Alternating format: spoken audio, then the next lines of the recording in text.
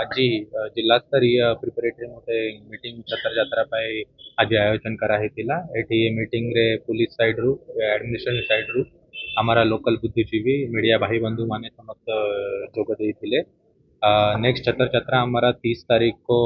जमिति महाराजा जो रिप्रेजेंटेटिव आते से कहते चारटा बेले 4 to 4:30 आमर जेनाखाल रु आरंभ हम आउ चेष्टा अच्छी और टाइमिंग अच्छी कि 11:30 सुधा ते माँ मानिकेश्वरी मंदिर पहुँचवा कथा। तो एवरी इयर जमीती आम प्रिपरेशन रे देखुछु कि रोड रा अवस्था में देखुछु पीएच को पानी केमिति सप्लाय हबा इलेक्ट्रिसिटी केमिति अनइंटरप्रेटेड पावर सप्लाय रहेगा हमारा मोटा दुकान केमिति बंद हबा ये सब विषय रे आलोचना है। आउ लास्ट ईयर भी मु जेनाखाल रु माँ मानिकेश्वरी मंदिर गोटे